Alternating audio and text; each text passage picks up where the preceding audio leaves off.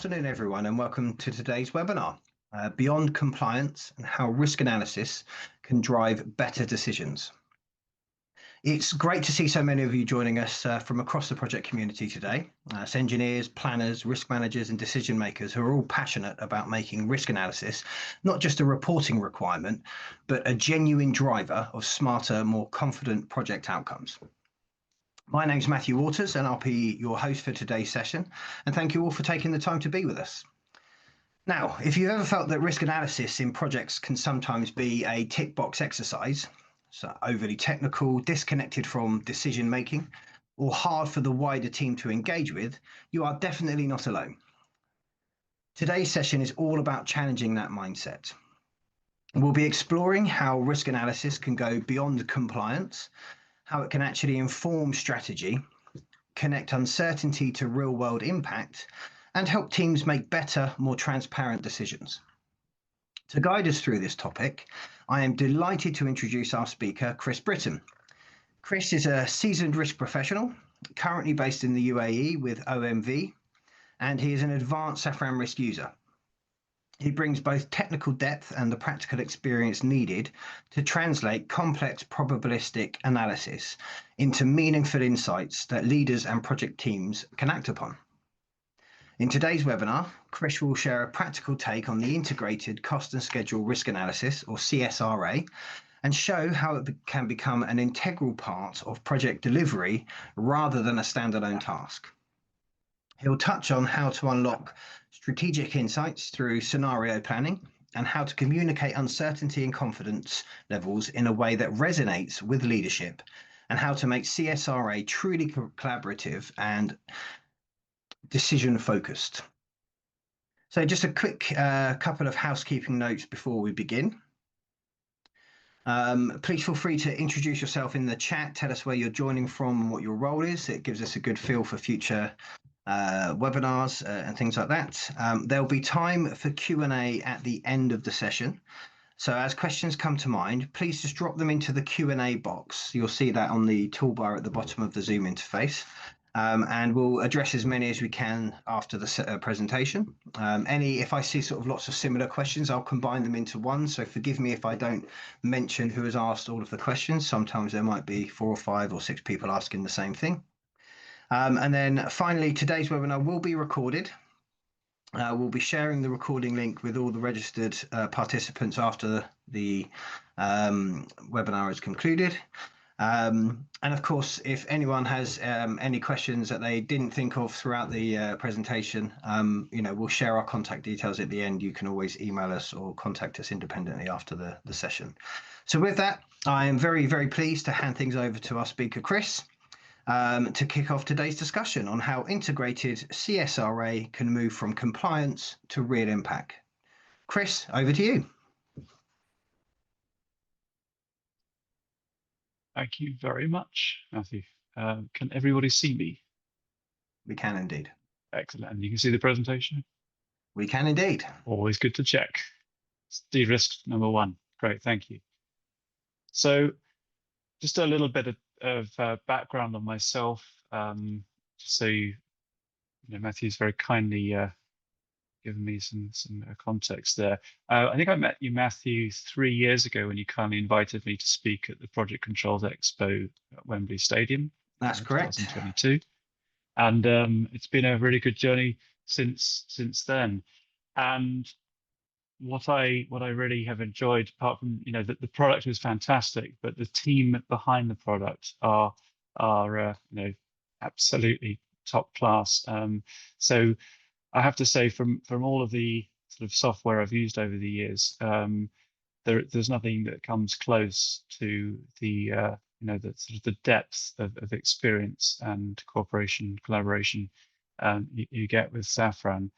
And it was a very, very easy transition away from, let's just say, previous software that was used for risk. So a little bit about myself. I spent 10 years on the EPC side of the fence, and I've now spent 18 years working for international oil companies, although we prefer to call ourselves energy companies, of course, today. But yes, I've enjoyed speaking at a couple of events. And I've been playing in, and I'll say playing because it's a continuous learning journey, and you're always going to find better people with more experience than yourself, but we all enjoy this journey together. And I don't pretend to have all the answers, but I've been doing this since my son was born, when the iPhone was born as well in May 2007, when I was trained and certified by PertMaster, which is now of course Oracle PRA. And yeah, so I find the tool or the discipline of doing what I call quantitative risk analysis more than qualitative. It can be incredibly powerful.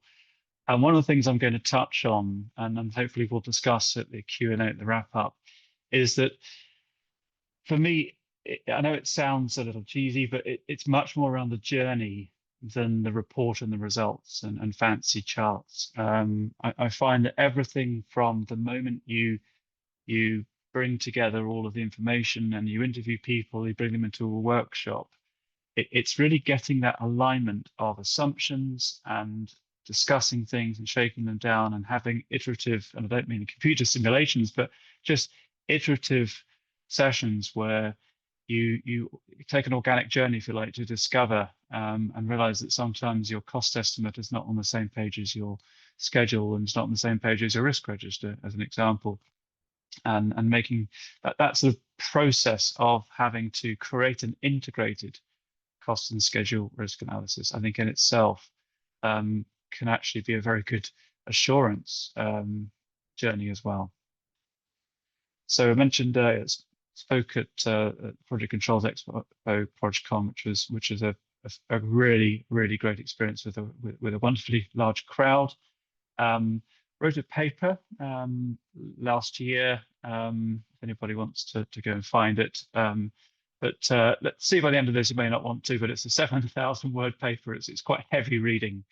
But based on that, I was then invited to speak at a conference here. For anybody not in the oil and gas industry, ADIPEC is basically the world's largest energy conference. It's hosted here where I work and live in Abu Dhabi in the United Arab Emirates. And it's kicking off again a couple of weeks' time at the beginning of November. Just for anybody that isn't maybe completely fluent in the jargon and lingo that we tend to use, highlighted a couple of the key things that I might mention. But I think the main thing that I'm just highlighting there is decision quality, which again, it's jargon, but it's a very important part of what I think that we do and why we need this tool. For me, it's so important to set up our line managers and our leadership for success, and to make sure that when they're making a promise to their board and to external stakeholders, that they really understand what they have taken on, and that they've really sort of captured the opportunity upsides and the downside risks as well, and that I've done my best job, or whoever's doing the analysis and facilitating workshops, to quantify that and to make sure that when they're making a promise with a confidence level, that they really understand what the enablers are to deliver on that successfully, but also that they really feel like they own it. I want the entire team's fingerprints on it, and again, we'll talk more about that. So, senior leadership, as we all progress through our careers, we get more and more exposure to people at higher levels in our companies, and it's not always easy. Let's be honest. I think knowing your audience can be very difficult. Sometimes you just don't know your audience. I don't know my audience right now, so I know that a lot of you probably work in upstream oil and gas or exploration production or E&P. I prefer to call it Excel and PowerPoint, but E&P. But a lot of you won't. A lot of you will be probably in downstream or nothing to do with hydrocarbons whatsoever. But I'm going to try and keep this to a level that we're probably all working in some form of engineering, procurement, or construction activity, building stuff. And in my view, I did start working in civils many years ago. It's all pretty much the same. We have an idea, a concept, and then we want to choose the right concept. And then we go to basically make what I call a finance investment decision or sanction, whatever you call it, to get the funds to deliver on that project. And a lot of behaviors that I see in my industry, as this cartoon that I sketched make out, is that leadership, I find, don't always want to forecast, which sounds crazy, but I often find that really what they want you to tell them is that the budget is correct, or the cost estimate is correct, or that the schedule that they just put up is correct. And so managing, let's call it top-down anchors, can be a very, very difficult field to navigate. And that's probably where you need more experience to know how to play in that field than any other. And I might not look at, I know I don't look it, but I'm 50 years old and I'm still feel like I'm at the beginning of that journey. It's still by far the hardest part of my work and my career. And this is where I get a lot of help from peers to work out what's the best way to communicate this. So I think at FID, at the decision about whether to go or not go on a project, that's probably the best time that senior leadership have an appetite to hear about risks and what might go wrong. But I think generally, once you're well into a project, particularly one that's in trouble, you often have to fight harder to be heard and to raise the flag when you think that you have trouble. So I think if you go to the Q&A, if we can touch more on that in more of a dynamic conversation. But it is a real problem. I've worked, as you saw, I've worked in quite a lot of companies, and it's a universal trait I've seen that, and they have good reasons, but you have to put yourself, or I think I have to put myself in their shoes. Why should I believe that they need to stay up at night over what I think is a problem? And if I can't sell that, then I failed. So communication is always a two-way channel. So for anybody that read my blog, this cryptic image will make a little bit more sense when we go through the background behind it. But so you're really looking at Alice through the looking glass there, and I think we've all been here where you build a model, or somebody presents a model to you, but you're not sure what to do with it, which road to take. It's not always very clear. So what do I do with this thing? So hopefully by the time we've got to the back end of this presentation, that will be a little clearer.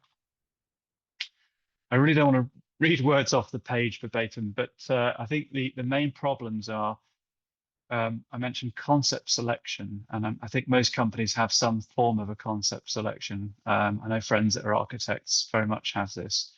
And cost and schedule, of course, have a massive part of determining the economics and the right business case. And so how to combine the cost and the schedule to make sure that you're getting a realistic outturn of both is very important. This is a perfect tool for that. FID I mentioned, so the finance investment decision, really for the business case. And of course, this is not going to be a session on contingency because we don't have 10 hours, but contingency is always a very, very hot topic in our industry, and everybody has different ideas about what it is and what it isn't. But keeping it simple, for me, contingency is the bridge that gets you from the target that you want to drive your team to the promise that you're going to make to external stakeholders. And in my book, they should never be the same thing, which in itself is quite a difficult thing to manage from a communication perspective, but it's very, very important. Mid-execute or running through execute, particularly on projects like ours that can typically span 5 to 7 years.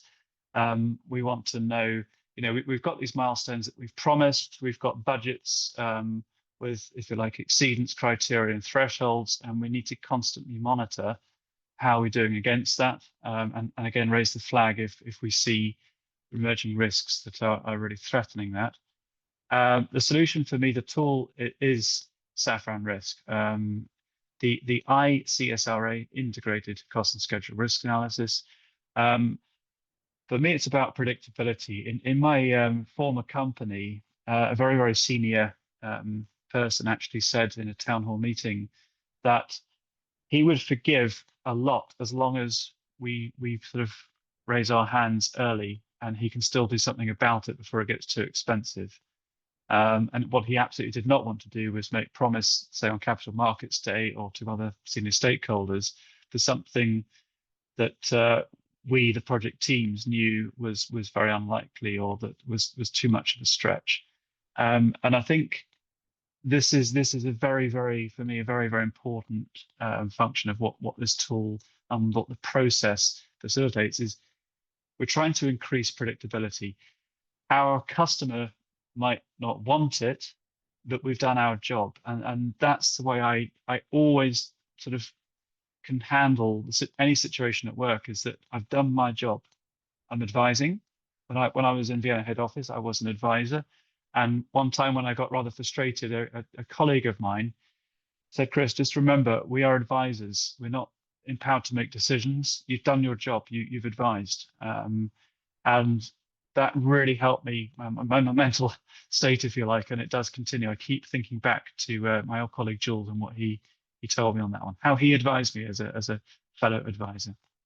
At the bottom there, we'll talk a lot about confidence levels, but something that I often find when I have proteges in the company that are running these models and come to me and say, look, how do I deal with this behavior from my manager?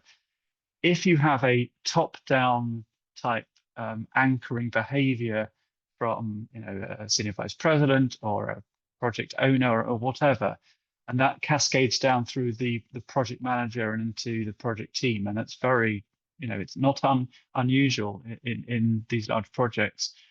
My personal steer on this is that I believe if that really is the behavior, you have to accept that the budget is already locked in, probably by finance and without any grounded reality, and that likewise the milestone, probably the 31st of December, around lunchtime in 3 years' time, has come from the back of a cigarette packet. And that those are the marching orders. So I then invert it and then help that person try to quantify the confidence level in achieving that top-down directive, and a list of, if you like, the enablers to make that happen. And that might start looking like mission impossible, but again, you've done your job. So when you get those sort of top-down, someone's blown the whistle and this is the answer, well, there's not much we can do about that typically. But I hope we'll touch a little bit more on that. I read something last week, actually on investing, but I love this expression, so I stole it with pride. Sometimes we win, sometimes we learn. I think that's a really healthy way to look at this. We're not losing when we get things wrong, we're learning. And I can honestly say that in my career, I have learned a lot more on the 2 disaster mega projects I worked on that really did not go well, with massive overspend and delays, than I learnt on the ones that went really well. And I think there's always a positive in these things. So what is this fancy chart? Sometimes I do get a bit nerdy and carried away with these charts, but I spend a lot of time looking at indices to try and predict the future, which is called is a foolish thing to do, but I'm very, very interested in correlation in data, and trying to work out, is it really correlated with causation, if you like, or is it just something that has no real causality that's causing it? It's very easy, with the benefit of the hindsight, to look back. So on the right of the chart there, you're pretty much at today, and then you're going back in time about 12 years.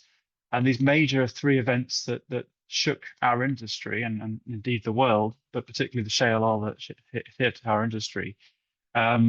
These are external influences that we have 0 influence over, and yet they had a huge impact on our commodities, and day rates, for example, for drilling rigs offshore, onshore, installation vessels, heavy lift, etc., and even people. So shale oil obviously had an effect, even though it was mainly in America, but it affected global markets. COVID-19, of course, we don't need to talk about that. We've all, I'm sure, done claims disputes over COVID-19 impacts, but you can't ignore that it had a massive impact. And even Russia's invasion of Ukraine We saw what we're doing, particularly in this region, we're using a lot of very, very exotic materials, corrosion-resistant alloys, because we've got very, very sour oil and gas. And it had a very, very significant impact on some of our materials. The other thing I found was interesting was that the correlation you got there at the bottom there, almost 90% over 4 years between the oil price and the nickel price, which is, of course, one of the main elements of our exotic materials. So again, benefit of hindsight. When was the worst time to FID? It's actually when the oil price is high, and this is counterintuitive, and it's a mistake that we in the industry make all the time. So you got a high oil price back in 2014, so more than 10 years ago, but it takes 3-4 years to execute our typical projects. So now you come on stream 3-4 years later, the oil price has crashed down, but you've been paying top prices toward your contracts and buy your commodities. So it's basically a train wreck economically. And then again, the best time to FID, again with the benefit of hindsight, maybe would be the beginning of 2018. Very low crude oil price, which is very similar to today. But you enjoy, many years later, you enjoy a much, much higher spike. Now that happened to be driven by Ukraine and mainly in Europe, but it's still, again, it's counterintuitive that the time to greenlight our large projects is actually when the price of what you're selling it is a low point. So I'm sure a lot of you have heard this before, these quotes from Mr. Edward Deming, that data scientist who pretty much made the Japanese economy, the boom that it became. I won't mention what it's become now, but the boom that it became after the Second World War. But I do love both of these expressions, and I think it's so true. And I've just underlined above quant. For me, what we're talking about here is quantitative risk analysis with actual data. I have done a lot of sessions, as I'm sure a lot of you have, where you have a workshop and you ask people, give me a low, mid, high, or an optimistic, most likely pessimistic range on this and that. For me, that's the last resort. If I have nothing else, I'll go to that place. But I would always rather start with data and then present it to the person and say, look, the data is telling you us this, what do you think? Rather than starting from a clean sheet. So don't worry, the slides aren't all this busy, but this was an opportunity that I found from Norway. Now, Norway in oil and gas is arguably the most open book, transparent, honest, if you like, place for data reporting in the world. And so it's been very interesting mining the data that is available in the public domain on the internet to really sort of try and learn from experience, recent experience, and look at these projects which I think gives some very fascinating data. So let me help you just try and read this horrible chart a bit. So obviously we've got 4 different types of installations on the top right. I'm not going to go into that because this is not an oil and gas conference. But the point is that these are billion, multi-billion dollar projects typically, and there's 42 projects here with an 11-year period, so between 2007 and 2018. The actual relationship, the strength of the relationship or the correlation between time and money is 74%. And if you blow your eyes and just look at the scatter plot, you can see quite clearly that the line is pretty strong. And the yellow box there, for anybody that's not familiar with AACEI, so it's the Association for the Advancement of Cost Engineering International, recommended practices. The companies I've worked in on both the EPC side and the oil company side, we've all had standards and procedures that refer to AACEI. So that's just showing that for let's call it an FID type class cost estimate, that's where your project, your outturn costs and schedule should really sit. And you can see there that a lot of them are outliers and are not sitting in that yellow box. So we do get it wrong. So bottom right there in bold, only 14%. So that's 1 in 7 projects actually came in under both the cost and the schedule promise. So I'm not saying one or the other, but that they actually delivered on both. They came in under the budget, and they came in under the P50 schedule. And that's not a great place to be. So you could easily say, well, we need to recalibrate how we're doing everything, because really you should be looking at something much higher than 14%. Just to put it in very sort of more blocky, simple terms, what we're looking at there on the left is that just over half the projects fell within the AACEI recommended range of uncertainty on cost and schedule. And on the right, basically 55% of the projects, and more than half, were overruns in both cost and in schedule. Again, not a great place to be. I have this will make any Norwegian fellow colleagues on the call probably laugh, but I have put a filter on here. I'm sure you can't guess who I have deemed to be the most two established operators in Norway. I've spent a lot of time working there. But you do get a bit of an improvement when you take, if you like, the most established, best-in-class top players in the region, and they're now getting 65%. So 2/3 of the projects now are falling within that range. And again, you get an improvement here with going down to only 35% are in the overrun corner of exceeding both cost and schedule. So again, apologies for oil and gas jargon, but I'm sure a lot of you working in various sectors, you know, we're all running economics on investments ultimately. On the left-hand side, there's the money out. So our economic spreadsheets have CapEx phasing and OpEx, but I'm not going to go into OpEx, but CapEx phasing, function of time and money. And on the right, we have the revenue, which comes in years later. And I guess my key point here is that time is a factor on both sides of the value coin or the equation. So the time phases the money out, but it also phases the money in. And anybody that's run economics will know very clearly that no matter what your discount rate, you basically want to spend your CapEx as late as possible and get your revenue as early as possible. It's pretty much that simple. But the thing that's interesting to me in oil and gas, and it's probably the same in mining, I'd imagine, is that the dark gray blocks there, the volume of oil and gas in the ground, we have some very, very smart people in subsurface that evaluate that, but you can see there they get it quite wrong. But more importantly, there's zero influence over that. What's there is there. So the cost per barrel or whatever that commodity is that you're selling, likewise, we have almost zero influence over that. So it's just the spot rate per day or it's long-term contracts, but we, the project team, really have very, very, if any, influence over that. But we do influence, if you like, the predictability of time and money. And so that's where we can use this tool to combine the two. This is a deliberately simple sketch that I use when I'm giving training. I used to train in my old role, but again, mainly drawn on the AACEI.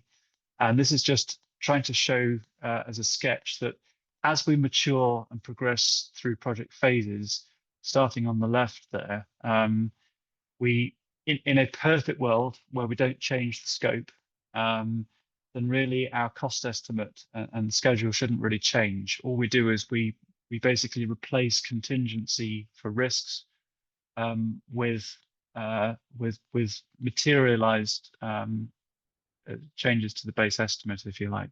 And so as we get further through the project, we should be drawing down our contingency. I'm not going to talk about allowances in this call, but we should be drawing down on our contingency. But again, in a utopian world, we wouldn't actually be changing the expected outcome at the end of it.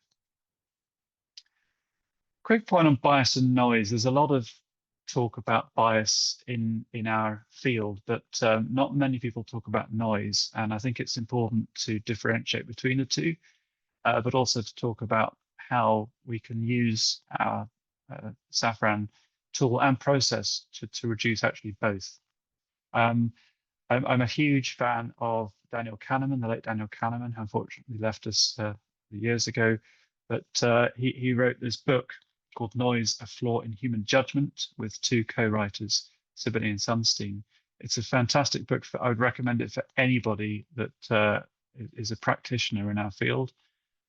It's an incredible piece of work, and I think I've stolen this illustration, but I think well, with his colleagues, they put it so well. So bias we're all familiar with. So I think that last bullet there is a good way of putting it, that they said it's basically you're getting a good convergence, but your gun sight at the rifle range is broken, needs recalibration. So yes, you're getting a sort of a constant stream of bullets on the target, but they're all in the wrong court, they're all in the wrong part. And so that's, if you like, bias. When we move to noise, then it's really quite the opposite. There isn't really any evidence of bias here, but we've got a very poor shooter, probably the first time they've picked up a rifle at a range. And the examples in the books, there are many of them, but one of my favorite ones was High Court judges, where they did some empirical data tests and found that they were giving more lenient sentences on Monday mornings if their favorite teams had won at the weekend, which should obviously have nothing to do with verdicts in a serious cases.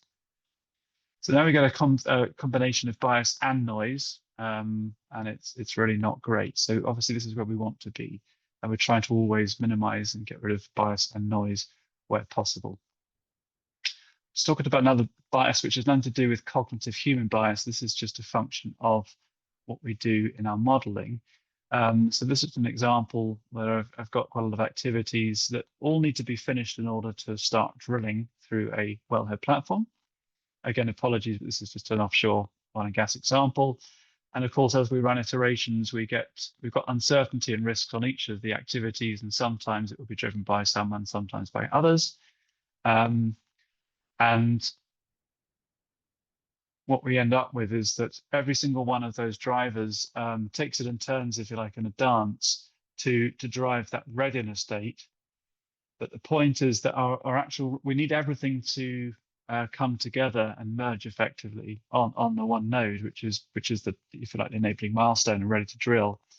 And a bit like rolling a dice, rolling a 6 is much easier than rolling 2 6s. And so the actual readiness to drill of all of them combined is going to be later than any given one of the individual drivers behind it. So basically the whole is greater than the sum of the parts, if that makes sense. So this is a very, very important thing, not so much in the cost modeling, but in schedule modeling. It's incredibly important to really appreciate and be able to communicate to teams that this bias is just intrinsic to the modeling, and it's perfectly, it has integrity, it's the way it should be. But in this example, the deterministic hat on says my wellhead platform installation is on critical path, but actually, because of all the other drivers below it, that P50 standalone actually now has a much lower chance of it being delivered on that date, more into sort of P10 territory, less than a 1 in 10 chance, because there's so many other things that can go wrong as well. Weather modeling, wonderful part of the SAFRAM tool. It's just an example here again, apologies offshore, but at least it's for Norway, and it's a very, very useful tool and fun to play with. Again, it could be quite a challenge to communicate, but I really sit down with the engineers and the installation managers on the projects, and pretty much without fail, I found that they really engage with this and see the value. FX, often overlooked. Every company has different ideas on whether or not you should put risking in for FX, and who should own the risk. Is it hedged at if you like, a corporate level by finance, or is it at a project level? But don't forget it. It can have a massive, massive impact, particularly on multinational contracts. See many contracts with even a basket of 4 currencies in it. But one thing that you can, of course, get from historic data is sort of get a feeling of where you are in the cycle in terms of the relationship between 2 currencies, but also just look at the correlation in the data to see what the strength is like. Quick one on uncertainty. I'm not going to risk yet, but uncertainty. So using SAFRAN risk, we've got, I'm not going to read, don't worry, but got layers of uncertainty here that basically bring together to a duration uncertainty envelope with a formula there.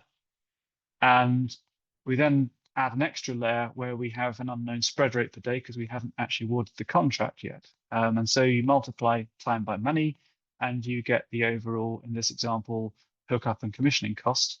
And again, that fingerprint, I want ownership on every single parameter going in and the uncertainty ranges around it. That's the only way I'd ever expect the project manager, project director to feel that they actually should buy into the answer at the end. And the great thing about this tool and using this methodology is it's almost impossible to goal seek the answer that you want unless you've got a brain the size of Bill Gates. So it does also remove a lot of goal seeking behaviors. Conscious of time, but you get the idea that you start off here with only cost risk analysis. So I'm only now modeling the burn rate of the vessel, for example, and it's quite a narrow distribution. But as we start to bring in all of the different layers of things that can drive the schedule, we're widening out our range of outcomes and we're moving our percentile points as well. So that's just a comparison there of a standalone CRA versus an integrated cost and schedule risk analysis.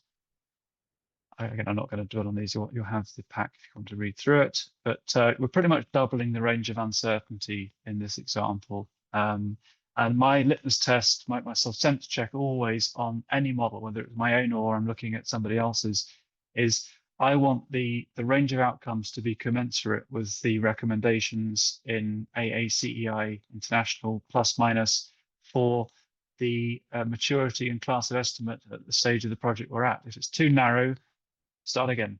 Something's broken in the model.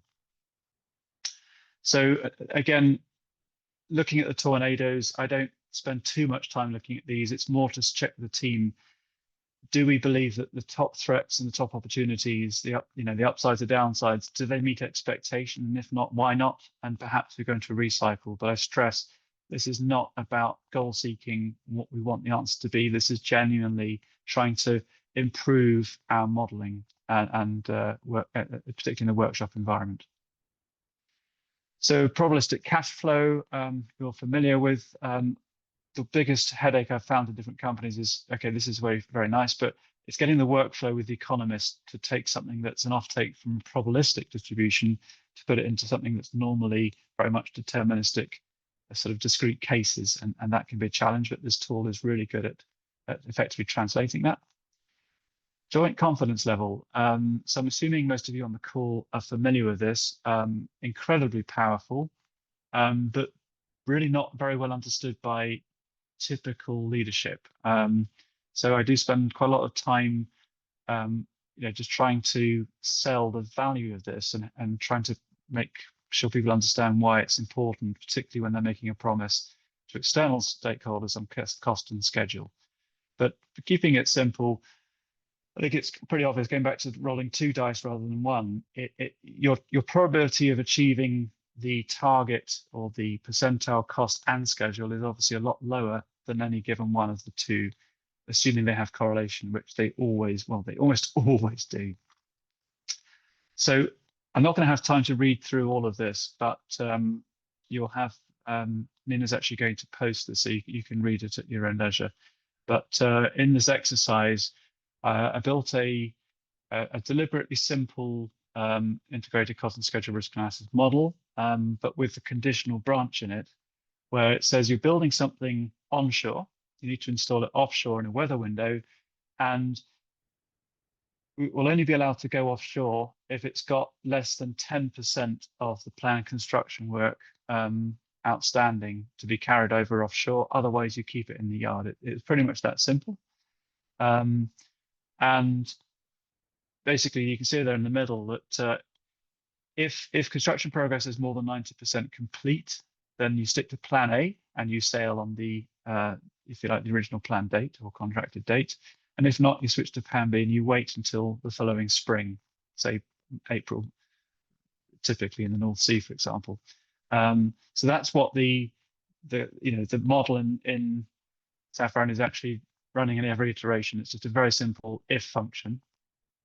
And you end up, we'll go into a bit more in the next charts, but you end up with this sort of split of two different stories, which is where you have to start working on how to communicate it. Now, I've put at the top there, you'll have all heard, I'm sure, of Dr. David Hewlett, who is a giant in AACEI International, has penned a lot of recommended practices, and I had quite a lot of very, very interesting correspondence with him, where he introduced me to something he'd worked on with Samuel Steeman and another guy quite a few years ago now, I think even before saffron risk existed, but where they brought in a third dimension, where the z-axis, if you like, is now the frequency of hits or returns. And I think it's actually quite useful visualization to help us understand some of what we're seeing in the data, but also how we should read things. Now, this is a joint confidence level of P90, meaning that the cost and the schedule are both at the sort of very high end of conservatism. But the important point on this is that it's a very wide bandwidth, as you can see. And so normally in our JCL bands or joint confidence level bands, we're talking about a percentile, but sometimes you might need to consider actually zooming in by another factor of 10 or an order of magnitude, because otherwise your dates and your costs could be on quite different points, and you really want to be there in the middle. And also, you've got a decision then to make about, out of that scatter plot of data in your joint confidence level, I'm trying to take a midpoint. Do I go with the median or with the mode, if you like, the biggest frequency? And the problem with the mode is that you get, if you look at the red lines here, we'll come to what this chart is in a bit, but if you look at the mode, because it's literally counting the highest altitude, if you like, in this example, it snaps from one to the other. It makes a quantum leap without a smooth line between them. So it can be quite useful for taking out scenarios from a plot, but it can be quite difficult to communicate how just on say, a P52, it suddenly jumped to a completely different story in a scenario model. So I talked earlier about this what if you like, scenario using conditional branching criteria. And basically what we're looking at here is we've got time and NPV impact on the conventional XY axis, and then we've got the frequency on the Z axis. And on a good day, our platform is installed in the planned weather window, plan A, and on a bad day it misses it and we go to plan B, and sometimes plan B has to even wait in terms of the startup date, it has to wait another year. But you basically got two very discrete modes there where you've got plan A and plan B, and then just turning it around, we've now got the joint confidence bands that sit within those shapes. We zoomed in a couple of minutes ago on that JCL P90, which is not where you want to be. But you can see there it's a very, very fat band, which is why I chose it as the example. What's quite useful about these is that you can, instead of saying I want to do a P10, P50, P90, or this project's going well, not going well, and this is the train wreck case, you can actually instead take, say, 3 modes like this out of the chart and say, right, I want to run economics on the middle one is the most likely outcome, JCL P50, but I also want to do the train wreck JCL P90 and the, if you like, best we can hope for JCL P10, just to really understand the full range of outcomes and whether or not we can clear hurdle rates, etc. In all cases. So looking at it back in 2 dimensions, which we're more familiar with, something that that sort of helps us see there is that you can actually get these pockets where you get an overlap, and this is where it can become quite difficult to communicate that plan A is one world, if you like, but there's a big overlap in the outcomes with plan B. So you can install in the year you want, but then suffer delays offshore, or you can miss the installation window and install the next spring, but then have very, very fast progress in your hookup and commissioning offshore, particularly because you have reduced the punch list that you're carrying over. So in this sort of saddle area here, you actually have you have a combination of the 2 worlds that can happen. Likewise, in plan B, you could stretch to another year there.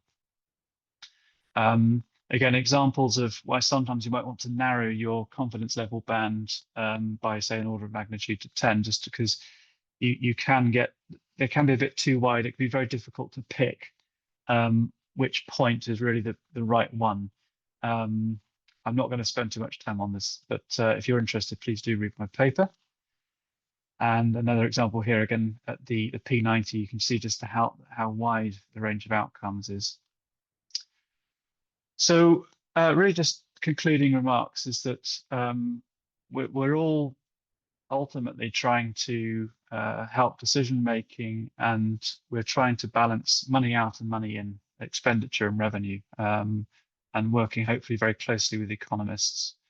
And I think integrated cost schedule risk analysis, I don't actually know of another tool that can actually achieve this, particularly with the joint confidence level, because it really is so sophisticated in the way that time is money and money is time, and how they basically dance together. And I think probably the best feature of Safran Risk versus even earlier iterations of the software, both Safran itself but also computer power today, is it's incredible being in a workshop where you can do everything in real time. When I started in 2007, I just didn't have the courage to really use Oracle back then PertMaster in the room very much, and I really did need to work overnight to run the charts. It took that long, particularly when you had weather modeling in. So it's quite incredible today that we have a tool that on, my work laptop is just a few $100 laptop. It's nothing special. It's just the same laptop everybody gets, and it really does work. And I can run 10,000 iterations in a second on a simple model. So it's a very powerful tool to use in the workshop. And I find that by working it, if you like, in a live dynamic environment, people start to feel that they own it. And for me, that's everything. I would never expect anybody to take ownership of a plan or a budget or a risk register without feeling that they've given their input and that they actually believe in what's in there. And I think for me, that's the greatest attribute, if you like, of Safran Risk, is that it's so fast and it's so powerful as a communication tool. So I mentioned bias and noise. Again, for me, the layering techniques of adding layers of uncertainty and risk do make it very difficult for even the sharpest mind to goal seek the outcome that they want. So I really would actively encourage that. I've put impartial objective. That's always what we're striving for, but it's incredibly difficult, obviously. But a little rule that I have for myself is that I will never do an analysis on a project I'm working on myself. I will phone a friend. And likewise, in my own company, I always encourage my peers to call on each other or me to come and run the CSRA modeling and workshops so that you have an outside view. Particularly if you have a project where the grown-ups aren't going like the answers, because it's not fair to put somebody in a position where they may not have their contract renewed or they get a bad appraisal because they're telling the truth to power. And that's what we should be doing and not be afraid of it. So anything that can give us that safe environment where we can basically have integrity and believe that what we're saying is what we really believe is the outcome is incredibly important. Just the chart at the bottom there, again, going back to the Norway data set, it's just interesting. I find that I talked about the 14%, so 1 in 7 projects that comes in under cost and schedule. But of course, we've all got project portfolios, and as you compound the amount of projects using that data, suddenly once you're into 5 projects, you're into roughly 5% of projects, and by the time you've got 10 projects, almost none of them, if you look at the collection of them, then you're really not going to be coming in under cost and schedule unless you get this right. And a lot of people who I've shown this to have come to me and said, no, nonsense. We spent what we said we spent last year in the business plan.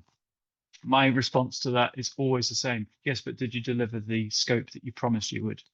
And there's normally a sort of look of scratching your head, like, no, we delivered about 67% what we did. That for me is not what success looks like. So I think that concludes, and be very interested to field some questions and challenges. Wonderful. Thank you very much for that great presentation, Chris. And it's a message that I think resonates well. How to collaborate effectively to drive sort of those better insights and like I say, get the fingerprints all over the model. And that's glad that you've sort of shown some ways that you can do that. We do have a few questions coming in. We've got a few raised hands as well. I'm going to ask those people who've raised their hands for a question to pop it into the Q&A chat box. And whilst you do that, I'm going to just address a couple of the other questions that we have. So a couple from one person, Colin, Christopher, how do you incorporate past project performance in your integrated cost and schedule risk analyses as per the AACE recommended practice? He puts 40R-08, which is contingency estimating and general principles.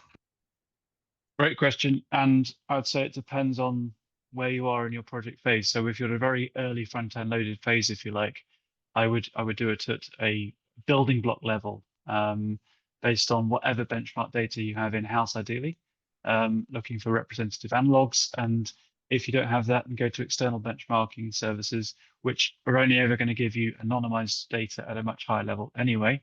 If you're looking further down the line towards FID, then hopefully you've got better benchmarking, where you're down to sort of, much better detail. And again, wherever possible, obviously you want to be relying on in-house data where you actually understand that it's being well conditioned, and ideally you actually know what the projects are and can even talk to people to understand what's behind them. But I'm very, very careful with external benchmarking. I don't fault it, but I have, we've all probably been approached by IPA and other companies, and it's only when, let me give a better comparison. I love SatNav, but when I find when you use SatNav in the area you live in, you think, why is it taking me this way? So benchmarking is the same. It's great until you see your own projects. You think, hang on a minute, that doesn't make sense.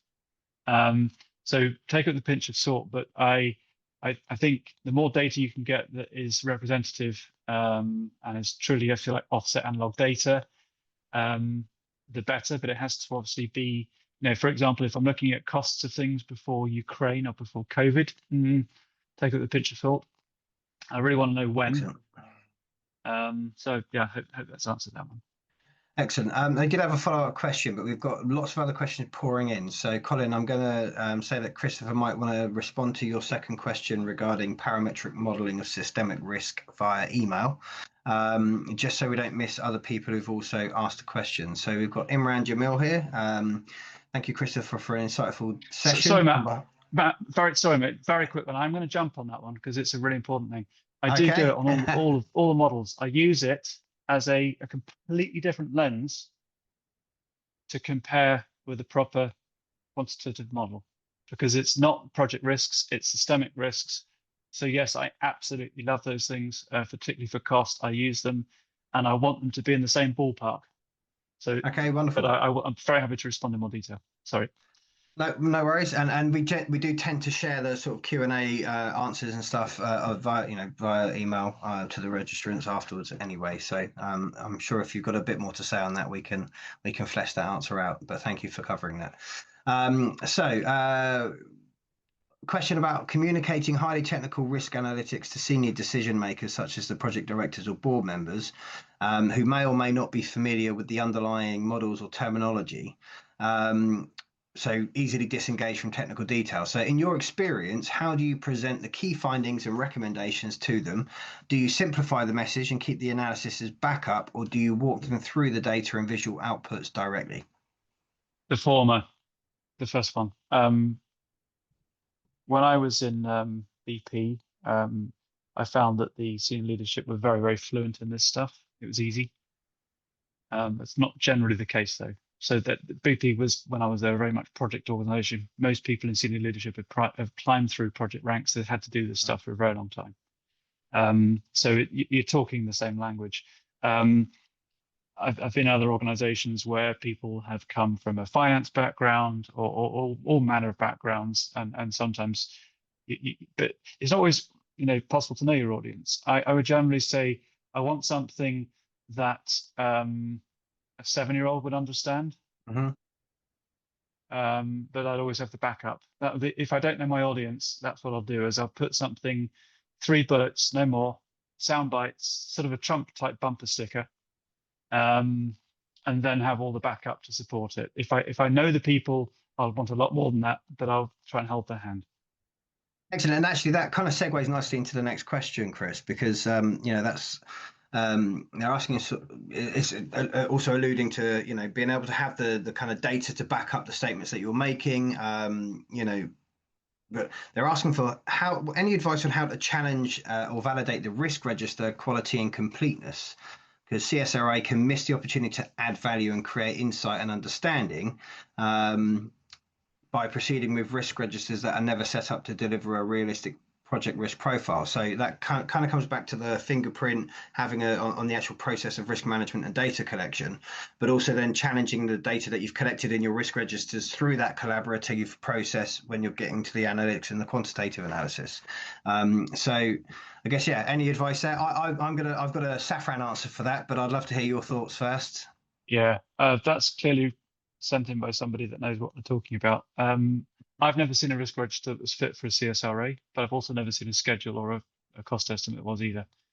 That's what we do. So yeah, it's not easy. An example I would give is that risk registers typically are quite difficult to map on a many-to-one basis. You have to clarify a lot with the risk owner or originator and understand what do you mean by this. Now, if I may just quickly use an example of oil and gas, you almost always find in drilling a risk of losses or sidetrack or whatever.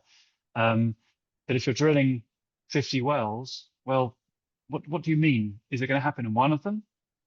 What's that probability about? Do I map it to all of them? Is it only in the front of the learning curve? So it's so important to have a conversation with people. I can't take a risk register as an abstract document and put it into a model. It just doesn't work. So for me, it's the start of a conversation. Just like, with all due respect, cost estimators normally don't think through a time lens in terms of time-based costs. And likewise, planners, and full confession, full disclosure, I started off as a planning engineer. Planners are normally not so strong on the cost side, but they're very good at modeling, because for me, it's much more about the logic and creating clean finish starts, and planners obviously are built to do that. But yeah, I think it's, unfortunately, I've yet to experience a risk register that I could use without serious conditioning and clarifications. Absolutely. Well, as part of that sort of journey, Safran identified a similar challenge, and because our products are largely designed and built by people doing the work, we have started trying to address that challenge with our sister product called Safran Risk Manager. And so that's an interactive and collaborative risk register, and it's designed to help people take that journey to have a higher quality set of data going into inputs, created for analysis. So it gives you a lot around sort of the KDEC, the assumptions and the really contextualizing the project overall, but also down onto a risk level. And so if anyone would like to investigate how that could work for your business, we are seeing huge gains of people using Safran Risk Manager in conjunction with Safran Risk. And that's probably a whole webinar of topics. In fact, you could probably find a webinar or two on that already on our YouTube channel. But yes, that kind of sets out to address some of the challenges mentioned in the question there, and that have been further explained by Chris. A few more questions coming in. It's great interaction. Thank you all very much. But Chris, if you're happy to push on for a few more minutes to address some of these, we can. If Absolutely, not, yeah. Wonderful. And obviously, those of you who can't finish to the end, you can watch the recording when we share it shortly. So. A question from Damir Ramazanov. What is the biggest question to discuss CSRA results with management? And do you have any recommendations? So yes, I think the biggest challenge, and it is always a challenge, is I'm going to dial back a little bit.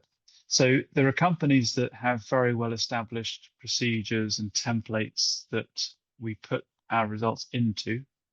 And therefore, normally the project management are very familiar with that. But there are other companies where that's not the case. So for me, it's all about the workflow. This is something that we've done, but what do we do with it now? I mentioned the economists earlier. So it is a challenge, for example, to take something that is a probabilistic continuous distribution and to typically put it into a low, mid, high, or three different cases in a very deterministic discrete world, and to communicate that. That's one thing. Again, just listening to what you said there, Matt, about the biggest challenge to discuss with management. If I'm gauging that they are not really even conversant with percentiles like P50 and what I'm really talking about, I will use different language. So I will say, you have your target cost, your target schedule, something you're driving your contractors to, but obviously you need some more buffer for what you're going to promise and what you're going to put in your own budget. And so this tool has quantified a recommended amount of that buffer. Now we talk about contingency, but just use things like this, and that we can help you also allocate which sort of pots that would be better to put into as well. So I would basically not get into talking about percentiles, and certainly wouldn't talk about pre and post mitigated risks. Absolutely. What would you suggest about sort of the aiming to visualize things, conveying information through visual means rather than, listing out numbers and deep analytical stuff? Because obviously there's loads of great reports and charts that you can simplify and use within Safran Risk Manager and Safran Risk that can help convey a story. Would you say that's a good approach? I think it comes back to the point about backup. So I think you can easily use, and it's fantastic, the visualizations for literally pasting straight into a document as backup, whether it's a tornado sensitivity chart, cash flow, or a standard histogram with an S-curve over it. That's all great, but unless I really know the management I'm talking to, I probably wouldn't show that in the main body of the material.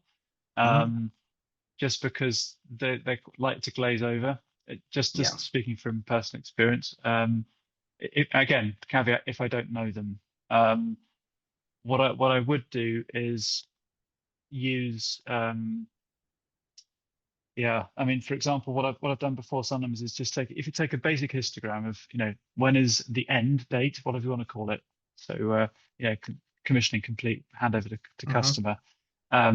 I would typically, if nothing else, just show that histogram with an S-curve on it, and maybe just put labels on, just saying, on top of the axis, just saying, this one here is our target, and it has a confidence level of 20%. This is what I recommend our promise should be, or our commitment. It's say 80% or 50% or whatever. And then the gap between is called contingency. I know it sounds a little bit patronizing, but I think if you really, really don't know who you're going to be talking to, having those annotations on top of Safran's graphics sometimes help. And I'm not suggesting Safran should put those on, because to 90% of your customers, that would be a little silly. But I think it does, particularly when you really are going into a room with unknowns. Yeah. I believe there's quite a lot of functionality to be able to annotate and add things onto a lot of the outputs anyway. So again, if people want to learn more about that, let us know via email, and we can probably do a session on that for you guys. And that will really help with the communication side of things. So again, I'm aware we're sort of 7 minutes over, but the general sort of subject of the remaining kind of questions is a lot to do with the sort of quality of data. So quality of input data and things like that. So what are your kind of insights, the levers that you pull to ensure that your inputs are sufficient or of sufficient quality, but also importantly, how do you manage the customer when it isn't? Yeah, so quality is everything, isn't it? So S in, S out, or garbage in, garbage out. It's absolutely everything. And that's why I really enjoy my favorite part of the whole process is it's the journey between starting to integrate everything and having the first workshop to get everybody in a room. And when I start to integrate everything, that's when you sort of do it. You're doing a QA/QC check because you're reconstructing. So, for example, I've got an EPC schedule with 10,000 activities. I don't want more than 200. It takes a lot of time, but it's in that process that I'll realize I don't like this. I need to challenge this one. It doesn't make sense because the devil is in the detail, but you're trying to build something obviously beautifully simple. So a lot of it is going through the cost estimate, going through the detailed schedule or the budget, whatever, control budget, and going through the risk register. And by literally building this model, you are basically having to do an abridgment and a condensed version of what you're receiving. And that process in itself, although it's very manual, and it should be, in my view, it should be manual. This is not something where I'm AI doing it for me, because that's exactly the moment that my brain switches on and I start reconstructing and saying, hang on a minute, I haven't got the same answer as them. Why not? Oh, they forgot this. Yeah. So what drives me a little bit crazy, honestly, is that there's a lot of forensic tools out there. I'm not going to mention any software vendors, but you all know them. But that will allegedly give you a health check on what you put in and come up with green buttons everywhere.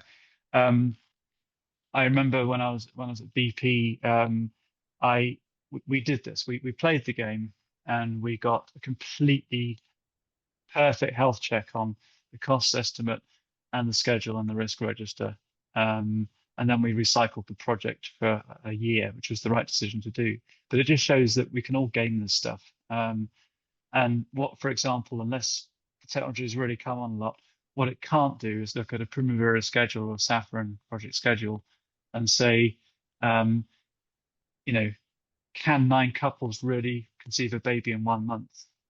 The resources are there, but the sense check isn't there.